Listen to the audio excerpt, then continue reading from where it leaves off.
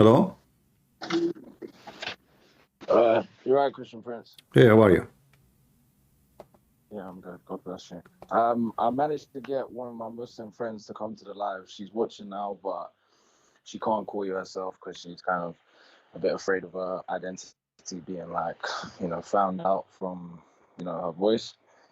But I've been trying to explain to her about the difference between the English translation and the Arabic translation, about the bit where it talks about beating your wife, and in the English translation it says, beat them lightly, but it doesn't say that in the Arabic.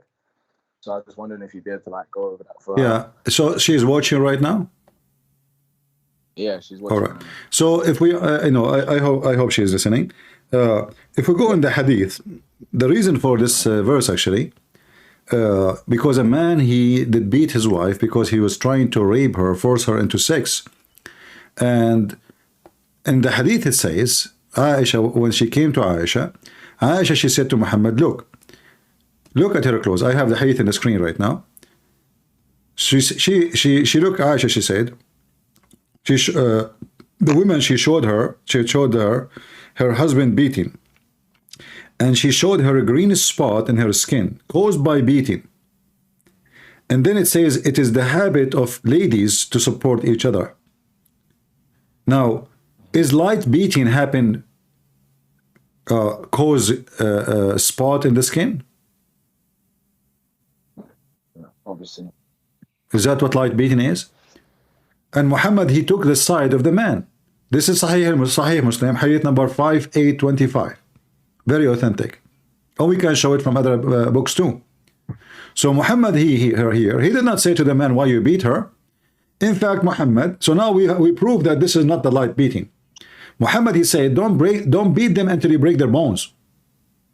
Don't beat your wife the same you beat your slave, which means you can beat your black slave, very tough, very harsh, but don't beat her like the way you beat your slave, and don't beat her until you break their bones. But he can, and even Muhammad, he says, لا يسأل الرجل في why no man can be asked, should be asked, why he did beat his wife. So as you see, all the claim about light beating is false. Same time, will light beating or severe beating? Beating is beating. Beating is beating. If I support this, she said she would never allow that in her own marriage. It's not up to her. It's not up to her. No, it's not up to her. I said this. I told her it's not up to her. Yeah. If she called the police, as you see the screen says, the Prophet said, no man shall be asked for the reason of beating his wife. So if she called the police, if she lived in the Middle East, if she called the police, she said to them, my husband beat me. They said, not of our business. The man shall not be questioned why he's beating you. This is command from Muhammad. No, but it's not. This is not anybody's business. Not the police. Not the judge. They can go only to court if the man, he beat her severely, like to the point he damaged her brain, he broke her bones, he did something really, messed up.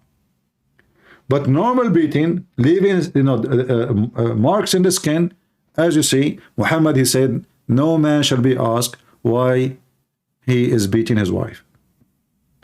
So she don't allow, who care? I mean, at the end of the day, you are the weak, he is the strong, he will beat you, and all the community will support him, because this is a Muslim community, and you live in the community. And if you are marrying Islamic marriage, well, then you agree with the terms and the conditions. Right? Even if a woman, she claimed to be Christian and she married a Muslim man, which is not marriage, because this is nothing but a prostitution. When she claimed that she married a Muslim man, she is sleeping with him unlawfully, according to the Bible, and if he beat her, she have no right to complain, because simply she agreed to marry a Muslim, and the Muslim is allowed to beat his wife. So if I sign an agreement and the agreement says this person can beat you, how you can complain? Marriage. Can you explain also the difference between the marriages, the difference between the marriage in the Bible and obviously the marriage in the Quran, or the marriage according to Islam? The Bible make it clear that the man is the lord of the house, and the woman, she should obey her husband. But the man shall not force his wife to obedience by beating.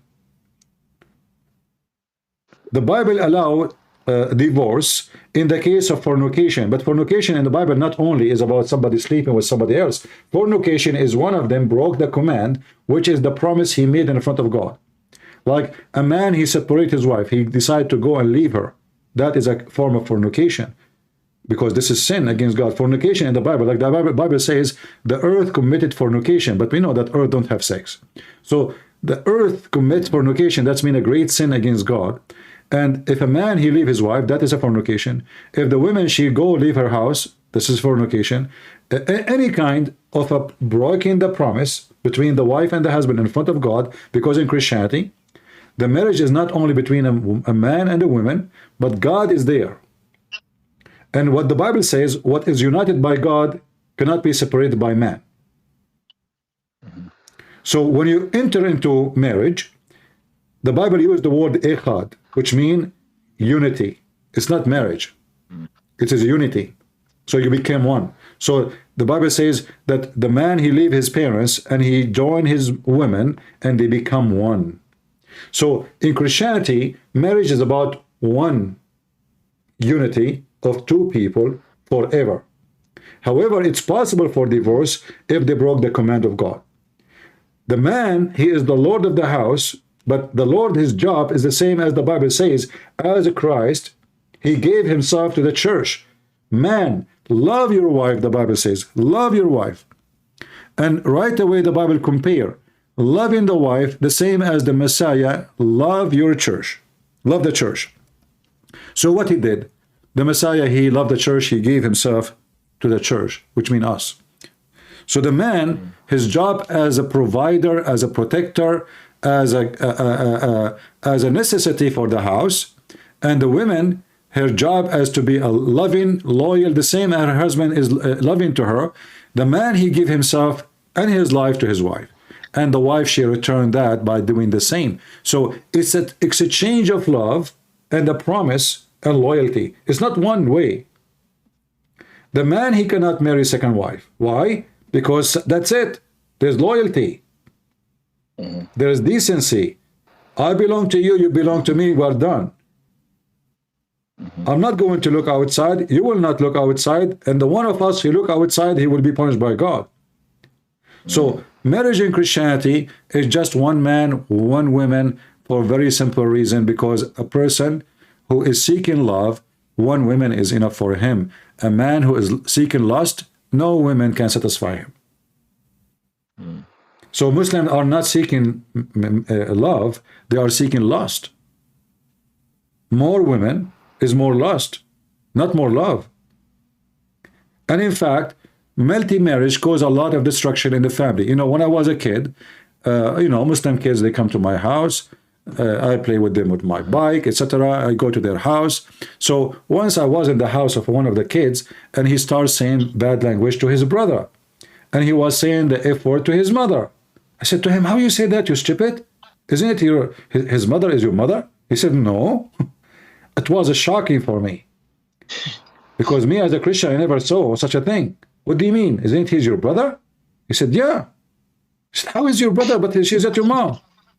So their mothers, they teach hatred between the kids against each other. So when the family grow, each kid from each mother, he hates his brother, and they are fighting over inheritance. To the point in the Middle East, we hear a lot of news about the brother, he shot dead his brother over money. Because they are from different family, they are from different women. And women, they start asking the husband for money, so because their future is not guaranteed. They don't know when the husband is going to divorce them. I remember, you know, once a Muslim lady was visiting my mom. My mom, she was cooking in the kitchen, and she said to her, good for you, my neighbor. You are lucky. My mom, she said, why? She said, I don't guarantee even the food I'm cooking I will eat from today. My husband is so angry he might divorce me. Imagine, she is cooking, but she is not sure she will eat from what she's just now cooking. Because her husband can divorce her by one word. For in Islam, there's no marriage. You are just like a shoe, you know.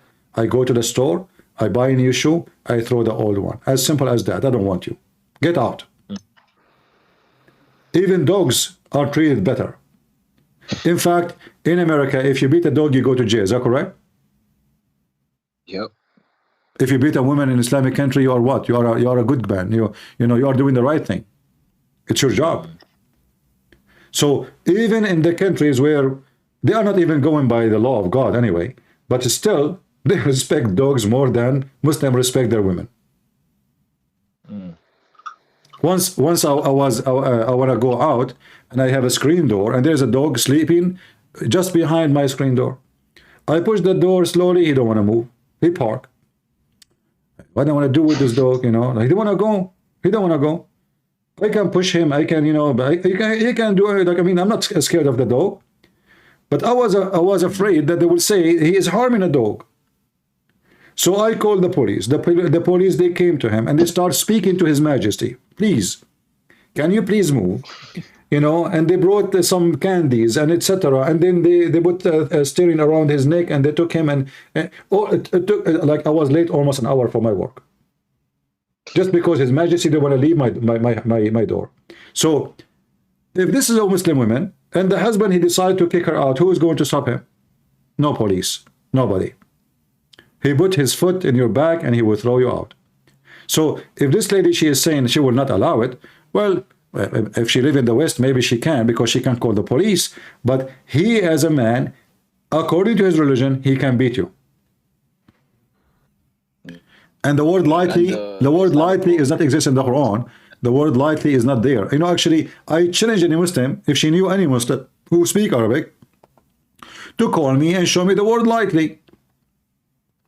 If any Muslim can show me the word lightly in the Arabic Quran, I'm willing to shave my 25-foot beard. Can you? You know? It's a lie. What lightly? As you see, Muhammad, he did I think it's because she's in the West and that, you know, obviously we're protected here by the law. But even that, I've tried explaining that, even in Islam, the law of, you know, whatever land you're in is not more important than the actual law of the Quran. That is supposed to, you know, go above any law that's in whatever country that you're in. So things like that still happen even in the West. You know? Not only that, you know, what Muslim men, they do, the second he feel like, you know, this woman, she is out of control, he tell her, let us go to the Middle East for vacation to visit my parents, etc. He make any excuse. And as soon they arrive there, he will, you know, he will do what he was wishing to do all the time. And then that's it. You are under his mercy. You cannot even leave the country without her permission. Do you know that? She cannot. She cannot fly abroad without his permission. A woman, she is not allowed to go out of the town without permission of the husband. So she go to the airport. They will ask her for a clearance from the husband. The husband, he have to go to the police station and sign a paper says, I have no issue with my wife leaving for this reason. And she have to have it stamped by the government. She have to show it when she go in the airport. I don't know if now things is a change from before, but this is how it used to be before. But maybe now not. I don't know. But this is according to Islam. Even leaving somewhere, actually the woman, she cannot even leave her house according to Islam without permission, even to go to do shopping, even to pray. A woman, she cannot pray without her husband permission. A woman, she cannot fast. A woman, she can go right now, search. Is it true that the woman, she need a permission from her husband to fast? Yes, she need. Even fasting.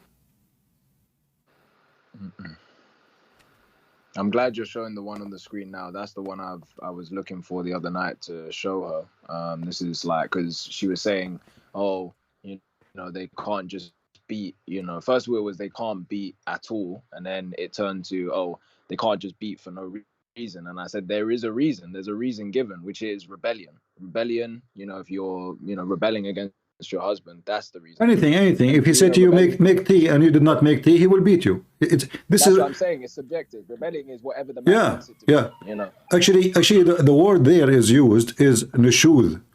Nushuduhunna, you know, is disliking, you know, disliking. You will see the same word used when Muhammad, he disliked his old wife, Sauda bint Dama. And here you see the hypocrisy. So when Muhammad, he do nushud, is okay. His wife, she will not beat him.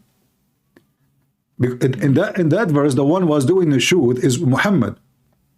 If I go right now, the same chapter actually, you know, this is how hypocrite Islam is. How